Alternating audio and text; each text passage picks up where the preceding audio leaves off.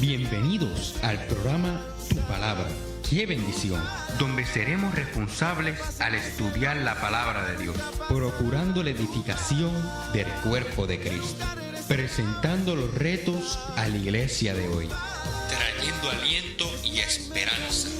Tu Palabra, qué bendición. Bendiciones, amado hermano, Dios le bendiga mucho. Estamos muy contentos de estar nuevamente en esta noche con ustedes, en este tu programa, Tu Palabra, qué bendición. El programa donde nos dedicamos a estudiar las escrituras de nuestro Señor Jehová Dios.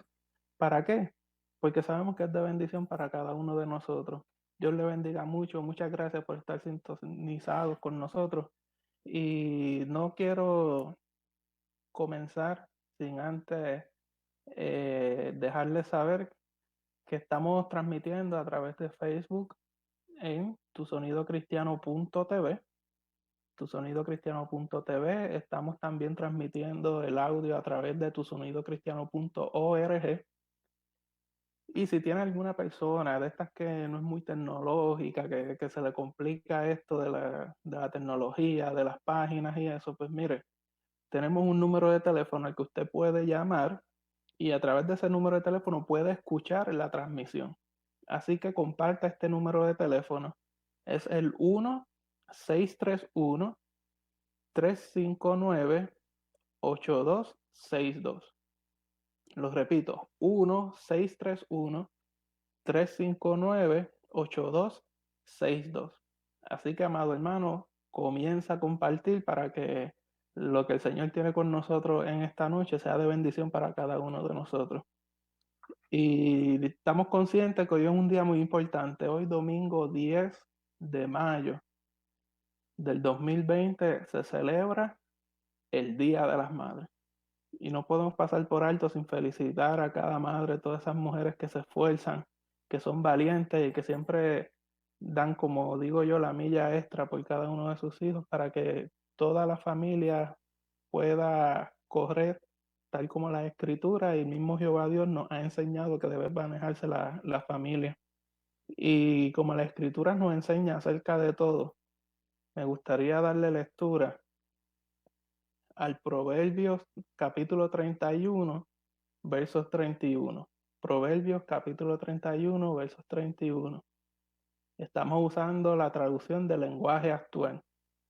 Esta traducción dice: que todo el mundo reconozca los frutos de su esfuerzo, que todos en la ciudad la alaben por sus acciones. Y está en este capítulo 31 hablando acerca de esa mujer virtuosa que lo que hace es bendecir y sostener ese seno del hogar.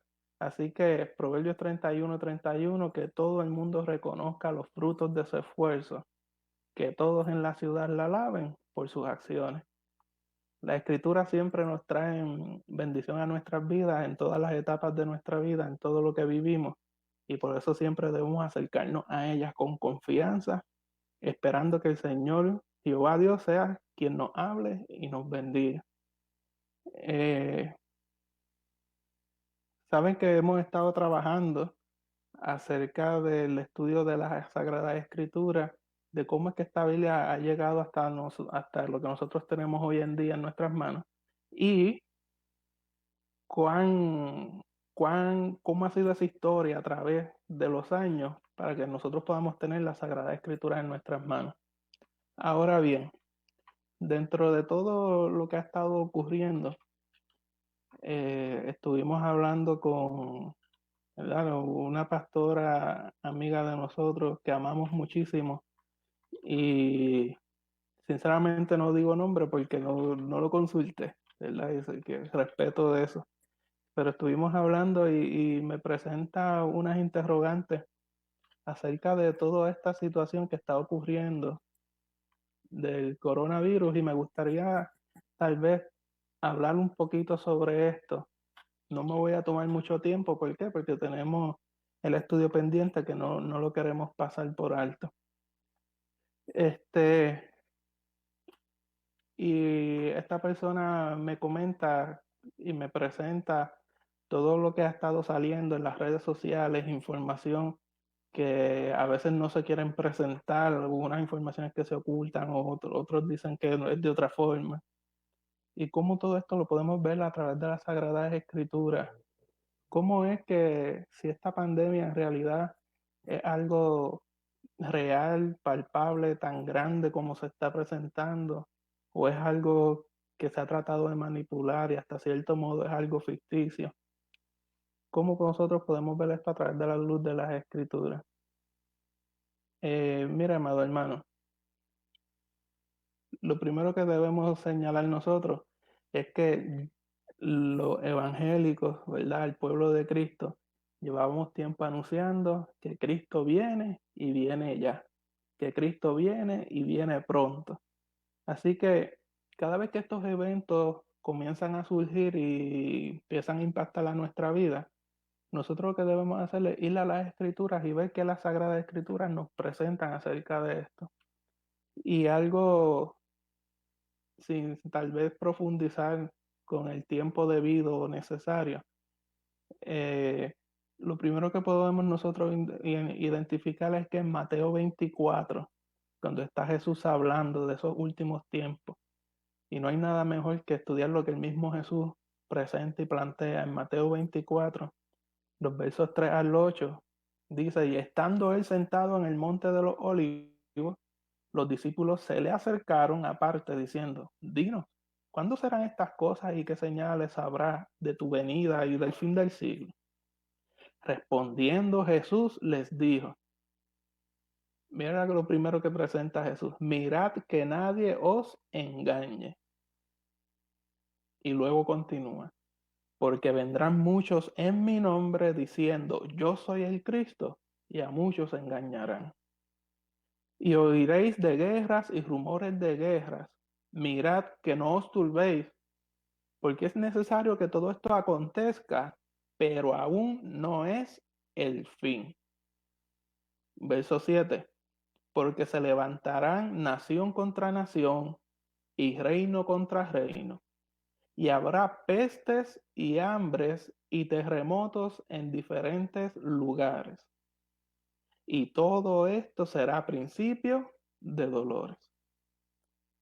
Lo primero que tenemos que ver es que Jesús, cuando habla de esto que estamos viviendo tal vez hoy en día, lo primero que dijo es, hey, alerta, que nadie te engañe. Van a venir muchos diciendo que soy el Cristo. Y ya eso podemos decir que lo hemos visto. Y presenta, mira que no os turbéis, porque todo esto es necesario que pase, pero aún no es el fin. Porque se levantará nación contra nación, reino contra reino. Llevamos años viendo esto y cada vez más fuerte. Y menciona, y habrá pestes, y ahí hago la pausa, porque en el griego original, cuando dice pestes, utiliza la palabra loimos, que lo que presenta es literalmente una enfermedad, una plaga. Así que nosotros podemos comenzar a identificar una plaga, una enfermedad, tal vez con esto que estamos viviendo. Ahora bien, y la palabra en el versículo 8, Jesús está diciendo, y todo esto será principio de dolores. Así que todo esto que estamos viviendo nosotros no es algo que tal vez nos deba a nosotros los creyentes a tomar por sorpresa, porque el mismo Cristo Jesús nos lo ha señalado. Y es interesante ver porque en ese verso 8, entonces cuando dice, y todo esto será principio de dolores, esa frase de principio de dolores, lo que hace alusión es a los dolores de parto. O sea que ya está esta molestia, estos dolores, estas contracciones de parto para dar a luz lo que viene. Y esta molestia, estos dolores de parto, lo que van a dar a luz es la próxima era que ha de venir para nosotros los creyentes. Así que todo esto que está ocurriendo, lo primero que tenemos que evaluar y pensar es, Cristo Jesús nos advirtió sobre ello. Y sí es, como bien dice la palabra, principio de dolor, es molestia, pero lo que representa para nosotros los creyentes es la pronta venida de Cristo Jesús. Se han posteado algunos anuncios y algunas informaciones de que tal vez los números se están manipulando, que todo esto puede ser algo creado, que hay unas intenciones más allá. Sale a la luz de nuevo la expresión o el tema del nuevo orden mundial que se está haciendo para una manera de empezar a controlar a las personas, de una manera de meter a las personas dentro de sus casas y ellos tienen más espacio de poder elaborar lo que viene. Si esto fuese cierto, sinceramente, no me preocupa. ¿Por qué? Porque quiere decir que Cristo está más cerca todavía. Hermano, estamos viviendo en una clase de embudo donde todas las señales siguen cumpliendo y todo lo que van haciendo es apuntando y acercándonos a ese tiempo que tanto nosotros llevamos esperando. Así que es muy cierto que la Organización Mundial de la Salud trajo a colación que cuando una persona muera utilizaron 4 términos específicos de algunas condiciones o algunas características rápido se van a poner aparte y se van a tratar como que son muertes por coronavirus. A raíz de esta decisión que tomaron, tipo orden que han señalado a toda el área de la medicina, pues mira, no es de menos de esperarse que entonces las muertes por tuberculosis de unos 3.000 personas que mueren normalmente por tuberculosis han desaparecido, que las muertes por hepatitis, que son unas 2.400, se han desaparecido. Las muertes por neumonía de 2.200 han desaparecido. 2.100 de muertes por SIDA se han desaparecido. 2.000 de malaria han desaparecido. Influenza o gripe, 1.000 al día han desaparecido. Y así algunas otras más. ¿Por qué? Por esta decisión de cómo manejar esta información. Vuelvo yo y señalo, entonces yo como iglesia, que esto me tiene a mí que presentar o tal vez yo estar alerta. Vamos a la escritura, vamos a Mateo 24. ¿Qué dice Mateo 24, versículo 13? Dice, mas el que persevere hasta el fin, este será salvo. Y será predicado este evangelio del reino en todo el mundo para testimonio a todas las naciones, y entonces vendrá el fin. Quiere decir que hay unas también condiciones para que esto ocurra, que como quiera, en cierto modo, a raíz de lo que estamos viviendo, se han comenzado también a tal vez a forzar, porque ya que las iglesias no pueden estar reunidas en sus 4 paredes haciendo lo que acostumbraban a hacer, han comenzado a dar las predicaciones y los servicios a través del internet. ¿Y qué ha hecho esto? Pues que el evangelio de Cristo pueda llegar a donde quiera que alguien tenga algo de conexión a internet. Han tenido mayores probabilidades de escuchar las buenas nuevas del evangelio. Así que todo esto lo que ha ido es impulsándonos y acercándonos y a nosotros estar alertas del tiempo que estamos viviendo. Y en Apocalipsis 22:7 dice, he aquí vengo pronto, bienaventurado el que guarda las palabras de la profecía de este libro. Y hago una pausa porque cuando decimos pronto en nuestro vocabulario de hoy en día, pronto es de que, como dicen por ahí, llego en 5 minutos.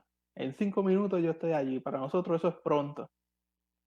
Pero cuando estudiamos la escritura, esa palabra pronto lo que quiere decir, lo que significa es que una vez estos eventos comienzan a surgir, no hay quien los detenga. Una vez estos eventos comienzan a surgir, va a ser uno detrás del otro, uno detrás del otro, uno detrás del otro, hasta que el desenlace final sea la venida de Cristo. Así que si usted, como nuestros amados hermanos en la isla de Puerto Rico, han vivido un evento detrás del otro, un evento detrás del otro, sépase y esté alerta, que quiere decir que la venida está más cerca. Por lo tanto, en Apocalipsis 22:12 dice, aquí yo vengo pronto y mi galardón conmigo para recompensar a cada uno según sea su obra. Y galardón es interesante porque la traducción literal sería una paga por sus servicios. Así que, amado hermano, si usted se ha dedicado a predicar el Evangelio de Cristo, si usted se ha dedicado a vivir apartado para Cristo, sépase en Apocalipsis 22:12 que el mismo Jesús le está diciendo, yo te pagaré por tus servicios. Mi galardón vendrá conmigo cuando llegue este momento de buscarte. Así que, ¿cuál debe ser la actitud de nosotros como iglesia frente a todo esto que estamos viviendo? Mi amado hermano, no es ninguna otra que no sea, número uno, orar, ayunar, intimar con el Señor. Eso es lo principal que debemos hacer. ¿Qué es lo otro que nosotros como iglesia debemos estar alerta entonces? ¿Y qué otras cosas nosotros como iglesia debemos comenzar a desarrollar? Tenemos que unirnos como cuerpo, como una sola iglesia de Cristo y dirigir todos los esfuerzos a llevar la palabra del Evangelio.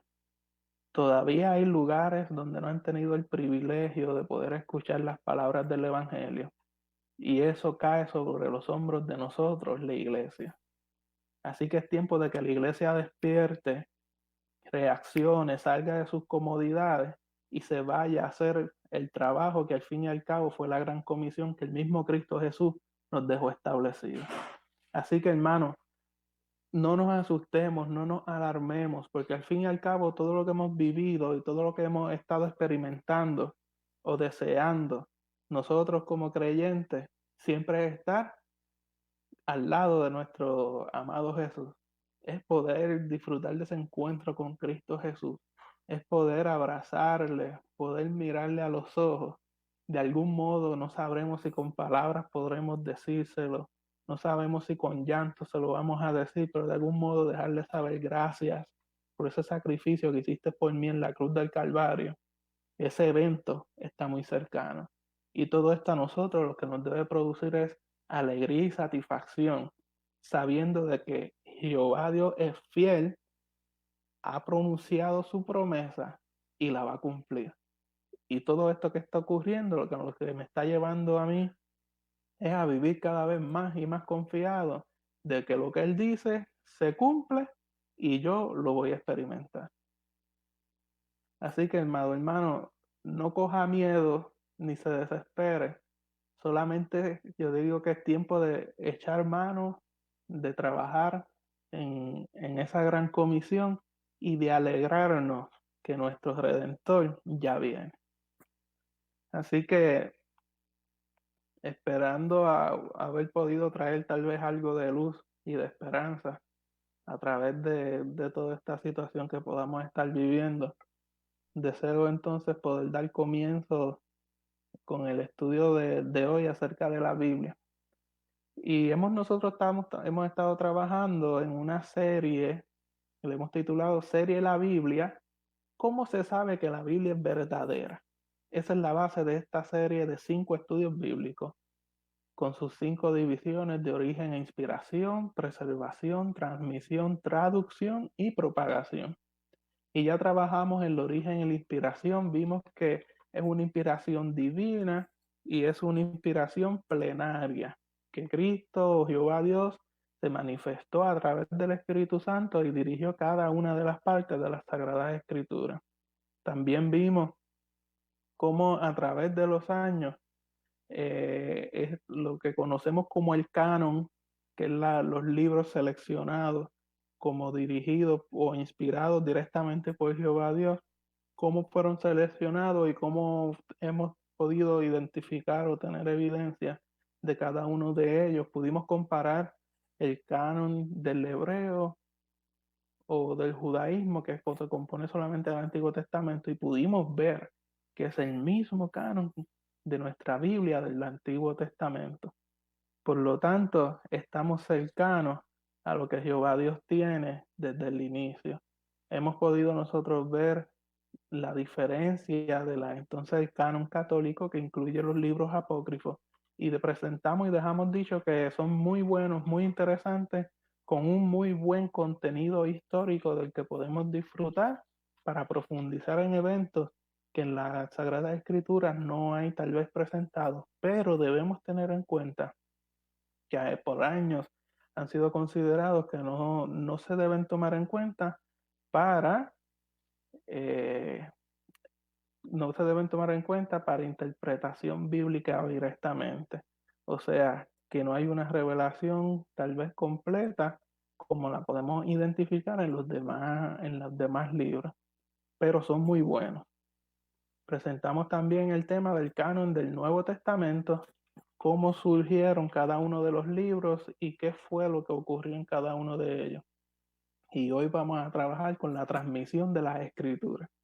Ya vimos lo que es la Biblia, ya vimos su inspiración, ya vimos su origen, ya vimos los libros que componen la Biblia y hoy vamos a trabajar con el texto que tenemos hoy en cada Biblia, en los pasajes bíblicos. Recalco, ya vimos la Biblia entera, ya vimos los libros y ahora vamos a trabajar con el texto de cada uno de esos capítulos que hay en la Escritura. ¿Cómo es eso? Pues mira, como hemos estado presentando, pretendemos contestar 6 preguntas principales. Estas 6 preguntas son: ¿qué es el texto masorético del Antiguo Testamento? Una palabra para mí de domingo, así que me voy a confundir varias veces cuando la diga. ¿Qué es el texto masorético del Antiguo Testamento? Segunda pregunta: ¿dónde y cuándo fueron descubiertos los rollos del Mar Muerto? ¿Y qué valor tienen para el estudio del Antiguo Testamento? Estos rollos, cuando se descubrieron, hubo mucha polémica y levantaron caldearon ánimos, por decirlo así. Así que es lo que contienen y qué valor tienen para nosotros. ¿Por qué hay la tercera pregunta, ¿por qué hay tantas lecturas variantes en los diferentes manuscritos griegos del Nuevo Testamento? Hay varios manuscritos griegos, ¿por qué son tan variados? ¿Por qué son tan distintos? Cuarta pregunta, ¿qué diferencia hay entre los errores de ojo y los errores de oído? Quinta pregunta, ¿qué importancia tiene la crítica textual del Nuevo Testamento?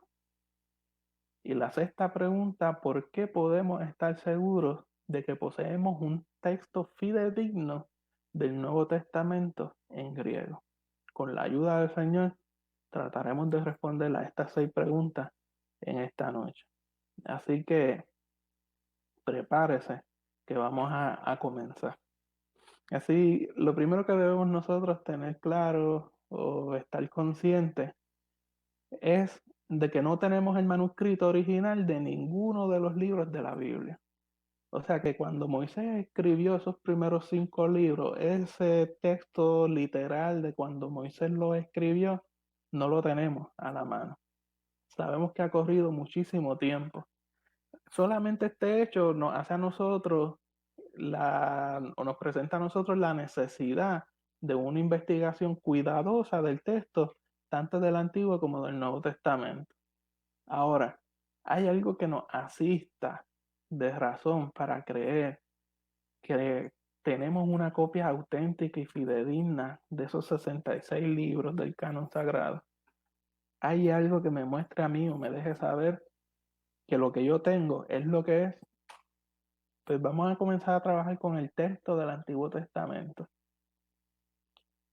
En el texto del Antiguo Testamento, lo primero que tenemos que tener en cuenta es que gracias a Dios estamos viviendo y tenemos el privilegio de vivir en la edad de los descubrimientos arqueológicos. Hubo un tiempo cuando algunos eruditos decían que era imposible que Moisés hubiese escrito el Pentateuco. Esto es imposible que lo haya escrito. ¿Por qué? Porque para su tiempo ese arte de escribir no existía. Había muchos eruditos que presentaban esto. Recuerden que cuando hablamos de Moisés hablamos del aproximado del 1400 antes de Cristo. Pero como ha sucedido en muchas ocasiones, la arqueología ha callado para siempre estos tipos de argumentos. ¿Cómo es eso? Pues mire, tenemos por ahí un mapita de Ur y Nippur. En Ur y Nippur de Mesopotamia se han excavado miles de tabletas de arcilla. Ahora, su antigüedad, cuando le hacen las pruebas, se remontan al año 2100 antes de Cristo. O sea, mucho antes de Moisés.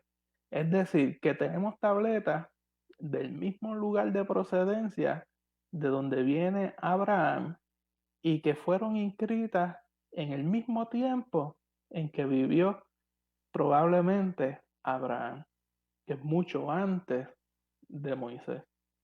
Así que desde otro lugar, de otros centros de civilizaciones antiguas, han llegado manuscritos de papiro anteriores al 2000 antes de Cristo y algunos con fechas del 3000 antes de Cristo. Por tal razón, la escritura o el arte de escribir es un arte muy antiguo.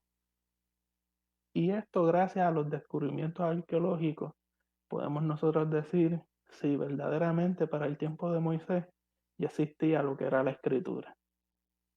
Ahora, en 1929 se hizo un descubrimiento sorprendente. Esto fue en la ciudad antigua de Ugarit, en la costa noroeste de Siria. Mire, las excavaciones arqueológicas revelaron un edificio grande que contenía una biblioteca, había una escuela de escribientes y la casa del sacerdote principal del culto local. En la biblioteca se encontraron centenares de tabletas de una escritura muy extraña, desconocida para el 1929. 1929 de ahora, después de Cristo, de nuestro tiempo. Luego, con unas excavaciones que se hicieron en el 1952 y 53, se desenterraron el antiguo alfabeto ugarítico. Este alfabeto ugarítico está compuesto de unas 30 letras. Ahora, se piensa que la tableta en que fue escrita este alfabeto es del siglo XIV antes de Cristo, o sea, alrededor del tiempo de Moisés. El ugarí pertenece a la familia de las lenguas semitas y por tal razón está muy relacionado con lo que es el hebreo.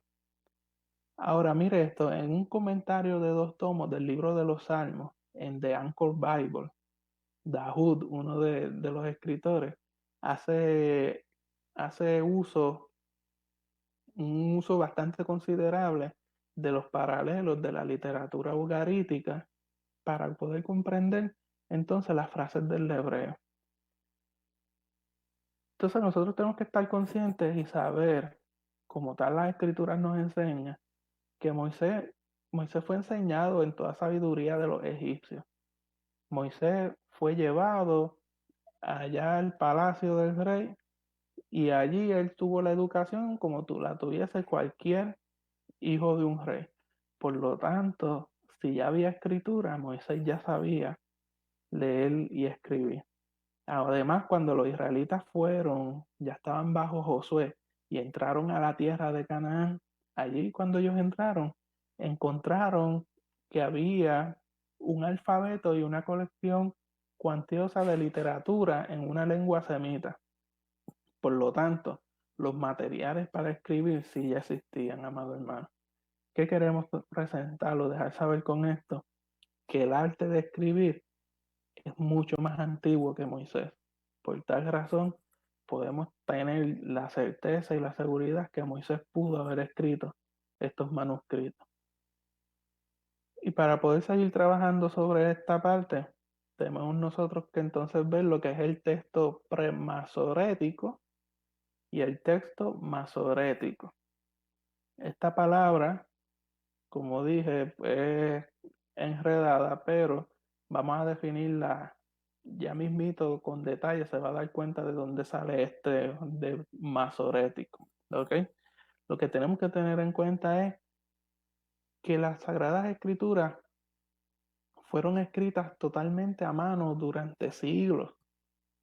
Y dígame usted si un ejemplo, si usted va a escribir, haga la prueba, usted coja el libro de Isaías para escribir todas las profecías de Isaías y pase ese libro a mano en una libreta. Habrá posibilidad de que usted no acometa un error al momento de escribirla. Humanamente sabemos que van a haber errores. Van a haber errores en esas transcripciones de la Sagrada Escritura.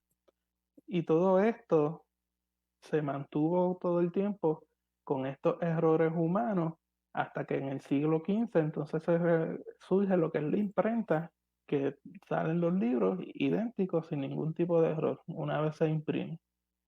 Así que sí sabemos que van a tener errores, es algo lógico. Y estos textos premasoréticos tenían sus errores por este hecho que hemos explicado. Ahora, en el estudio del Antiguo Testamento tenemos aquí al doctor Harrison.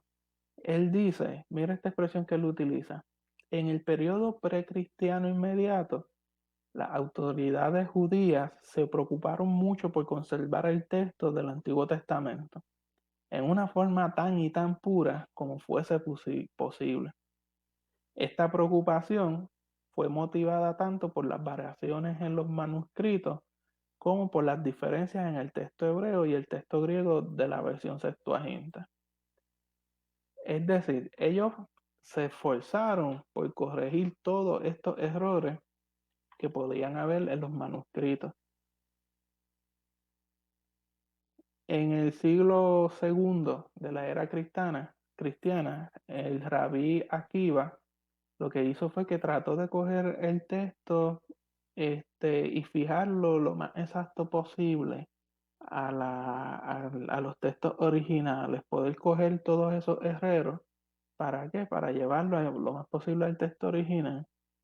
Y como, y como bien se dice, a él se le atribuye la transmisión, el masoret. De ahí viene masorético. A él se le atribuye el masoret exacto del texto. Y esto está muy cercano a la Torá original, o sea, la ley. ¿Cuál era el propósito de tener el texto lo más cercano posible y lo más exacto al original? ¿Para qué? Para poderlo estudiar minuciosamente, para poderlo disfrutar parte por parte. Y cuando él viene y hace esto, entonces coge lo escrito y divide el texto hebreo en versículos. De ahí es que nosotros vemos entonces que tenemos capítulo tal, versículo tal, para este tiempo. Ahora, ese es el texto pre-masorético. Cuando hablamos del texto masorético, que es el que vamos a entrar ahora, tenemos entonces que reconocer que alrededor del siglo VI después de Cristo, los masoretas se hicieron a cargo entonces del trabajo de los escribas, que era copiar los manuscritos del Antiguo Testamento. Ahora, ¿quiénes son estos masoretas? Pues ellos se dedicaron a la labor de reescribir los escritos en el año 500 del año 500 al 1000 después de Cristo. Ellos lo que hicieron fue que trabajaron de una manera muy escrupulosa, hasta el punto que llegaron a contar las letras, llegaron a contar los versículos, las palabras y hasta las letras de cada libro de la Sagrada Escritura. Ellos llevaban un conteo y al hacer ese conteo, ellos sabían, cuando terminaban de escribirlo, hacían el conteo, si había en el número un error, pues hay un error en el escrito, bótalo y vamos a escribirlo de nuevo. Esos eran los masoretas. Y lo trabajaron al nivel de este cuidado. Ahora, esa no es la contribución mayor que ellos hicieron. Eso no se queda solamente ahí. Y es que la contribución mayor de los masoretas, que fue la que le dio las famas al trabajo que ellos hicieron, fue añadirle vocales al texto. ¿Cómo que vocales? Pues mire, lo que pasa es que en el hebreo original todo el vocablo es en letras lo que nosotros conocemos como consonantes. Y hay un ejemplo de cómo nosotros podríamos ver el Génesis capítulo 1, versículo 1, suprimiendo todas las vocales. Cuando nosotros leeríamos en el principio, creó Dios los cielos y la tierra. Imagínese toda esa frase sin ningún tipo de vocal. Así era como se escribía.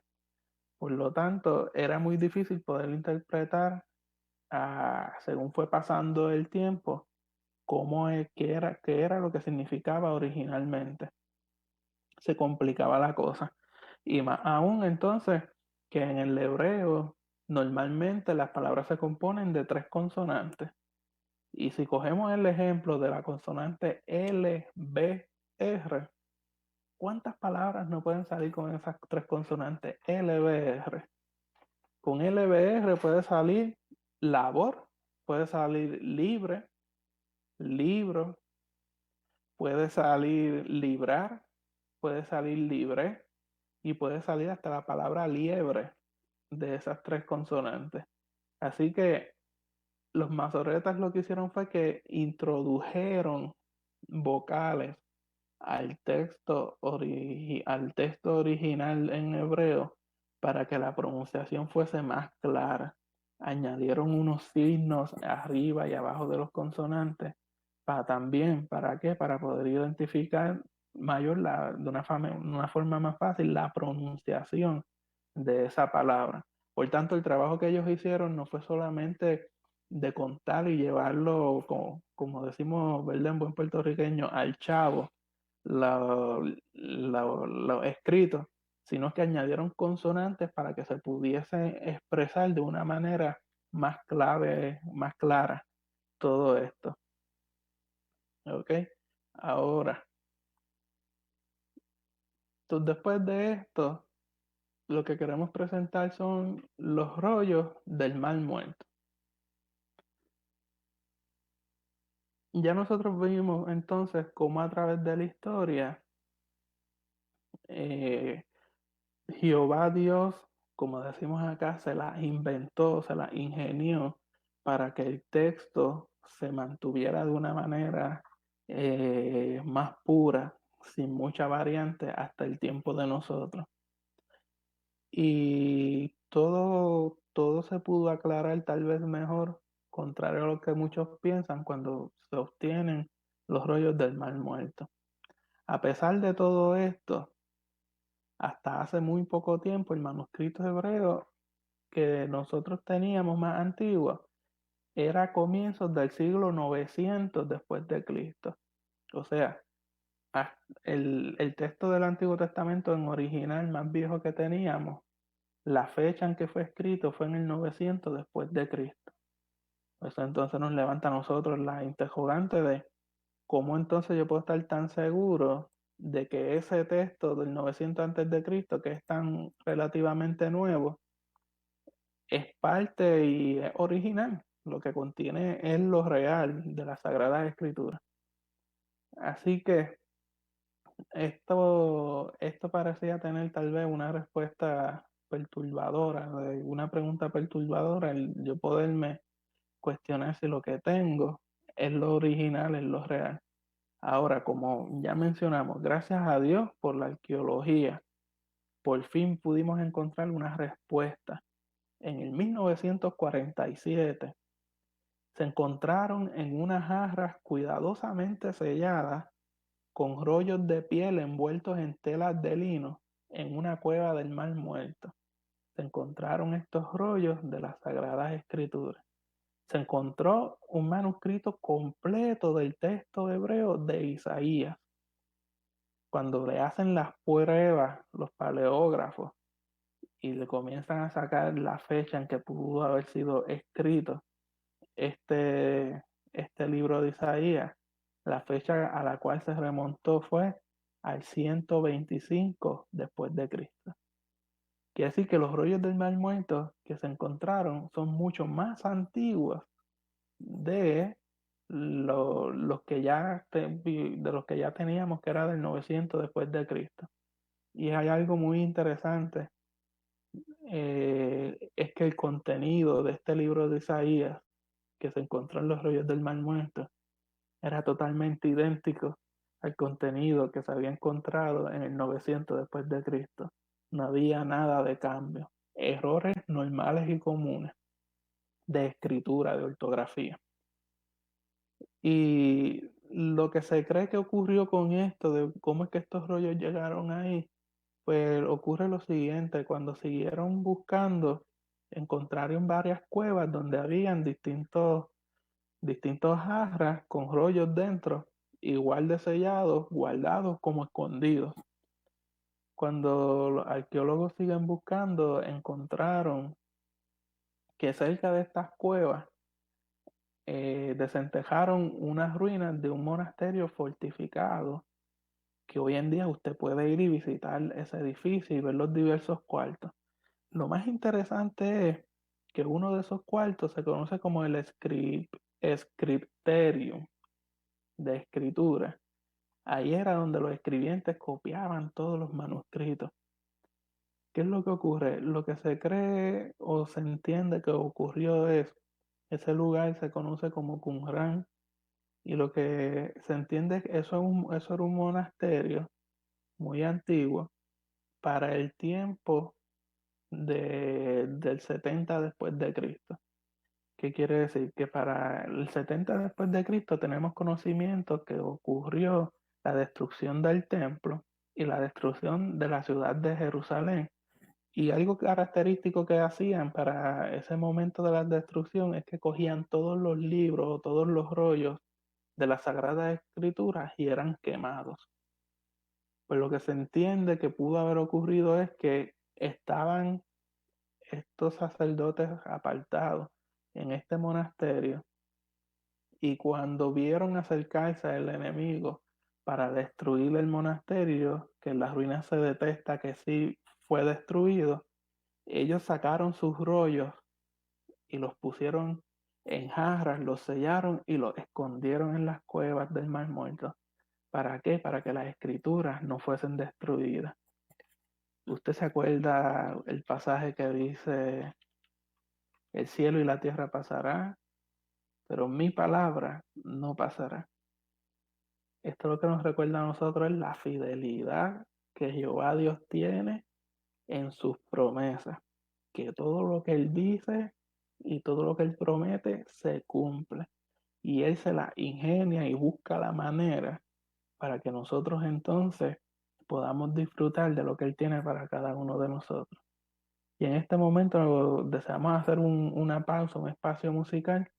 Escuche esta alabanza y tenga en cuenta que la fidelidad de Jehová es única, única en su clase, no lo va a encontrar en ningún otro lugar. Y luego continuamos con el estudio de la palabra de hoy. Así que por favor no se retire, que ya mismo continuamos con la transmisión del texto de las Sagradas Escrituras.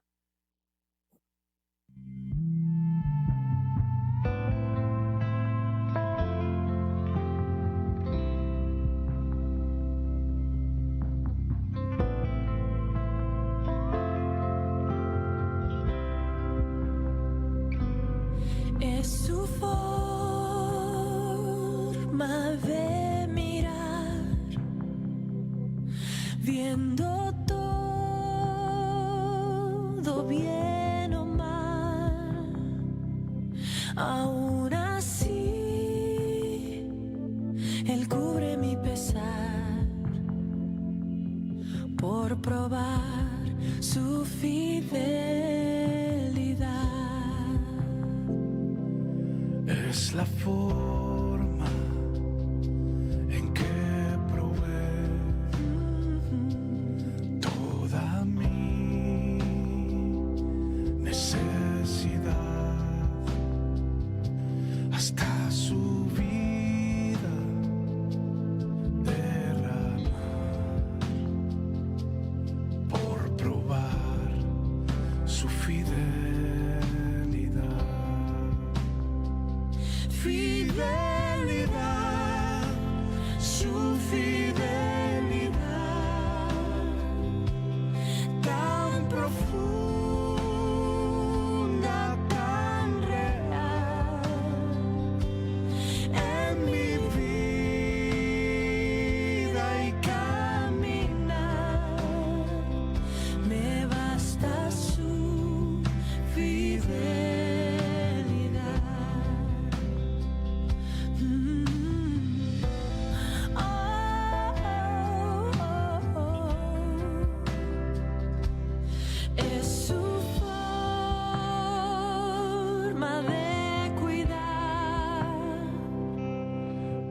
cada paso en mi andar. No importando a dónde llevará, por probar su fidelidad. Fidelidad, su fidelidad, tan profunda, tan real. En mi vida y caminar, me basta su fidelidad, me basta su fidelidad.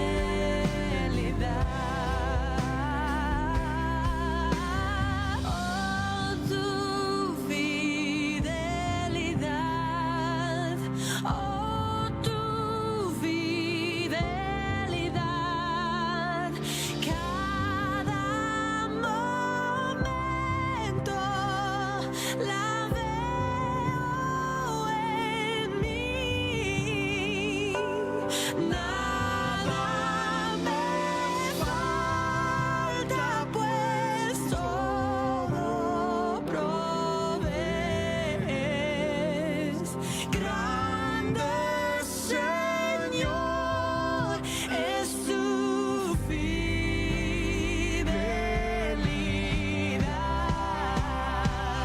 Fidelidad, tu fidelidad, tan profunda, tan real. En mi vida y caminar,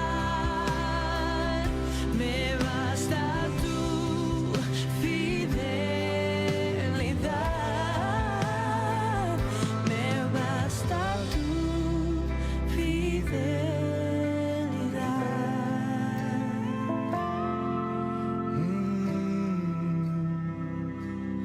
Oh, tu fidelidad.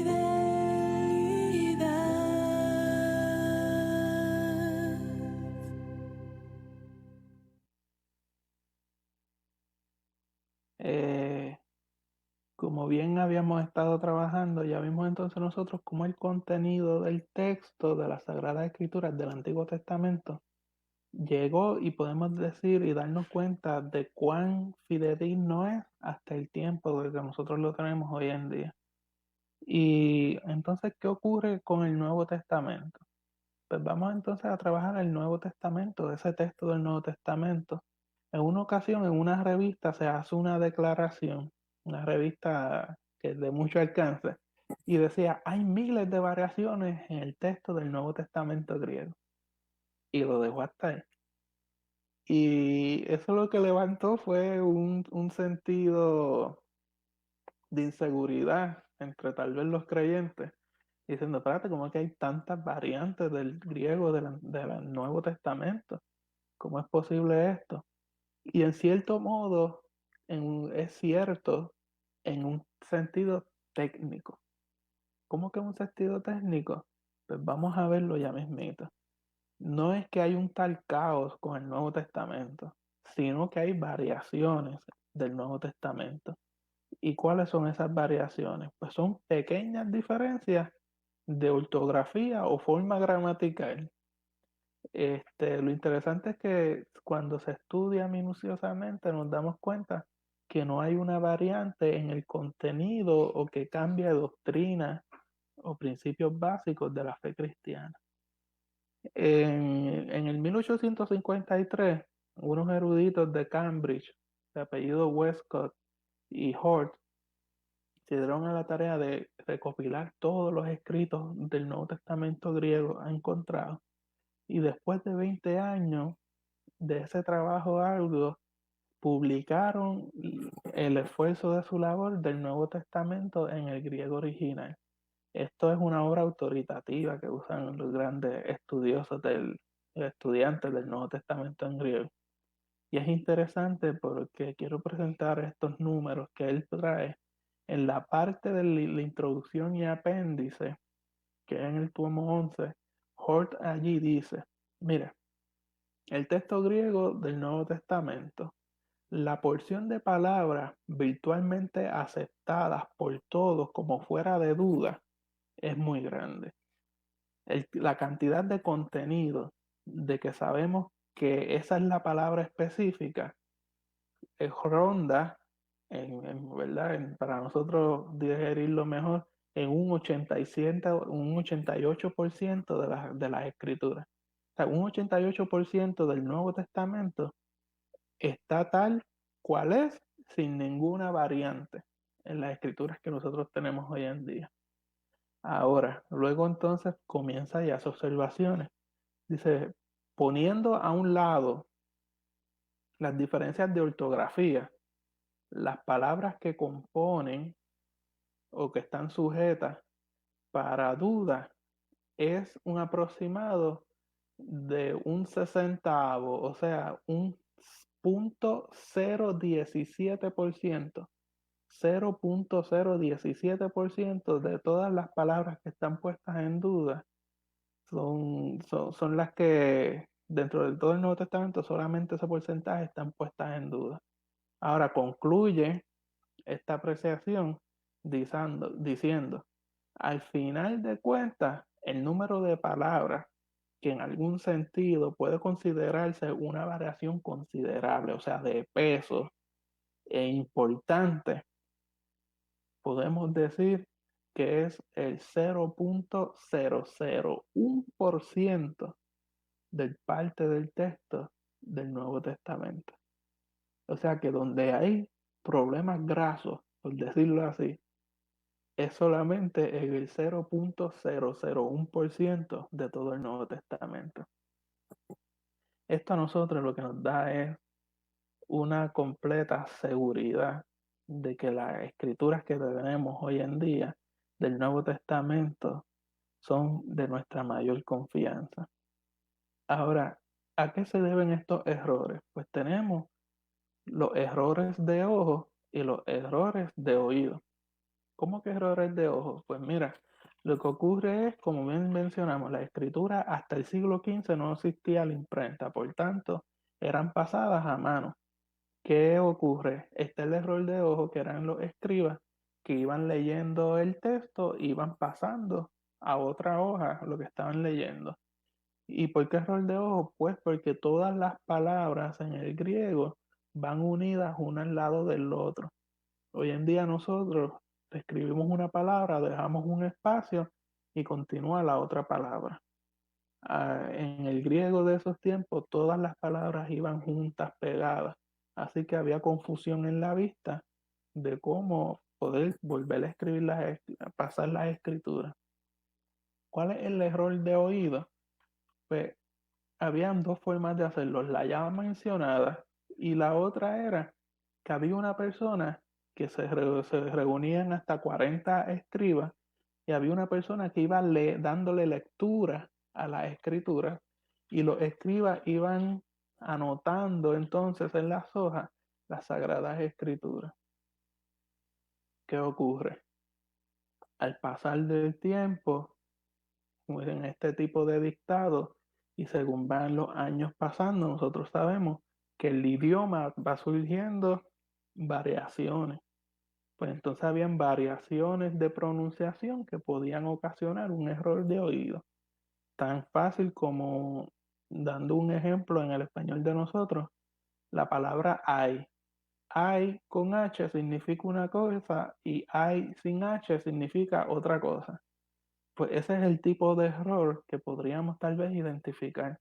Con todo y eso, hoy por hoy, podemos contar con alrededor de unos 5.000 manuscritos del Nuevo Testamento del griego original que están completos o en parte.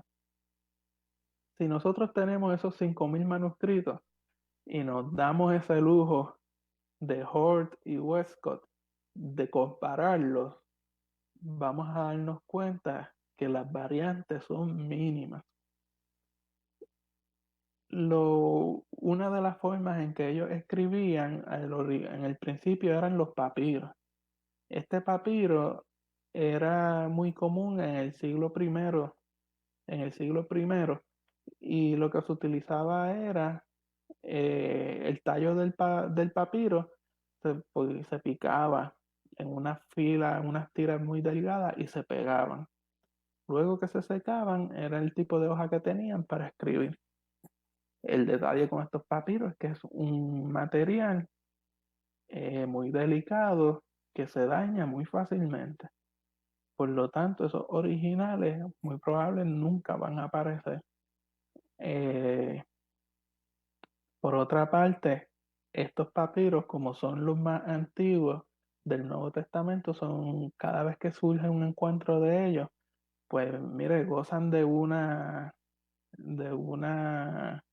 prioridad de poder entender qué es lo que dice. ¿Por qué? Porque son los más antiguos que se pueden encontrar.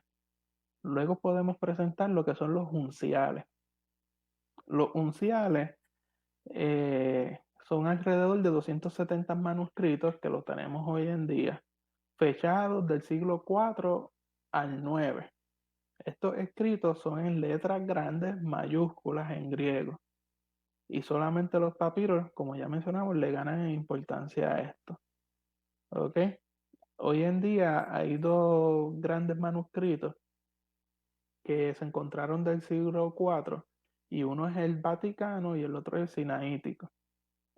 El uncial Vaticano, como bien tiene el nombre, está guardado en la Biblioteca del Vaticano, y el Sinaítico saca su nombre, que fue hallado en el monte Sinaí.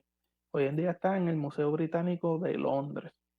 ¿Okay? Hay un detalle, es que cuando los comparamos, el Sinaítico tiene todo el Nuevo Testamento, de principio a fin, mientras que el Vaticano le falta la última parte del Nuevo Testamento. Luego nosotros podemos tal vez identificar lo que son los minúsculos.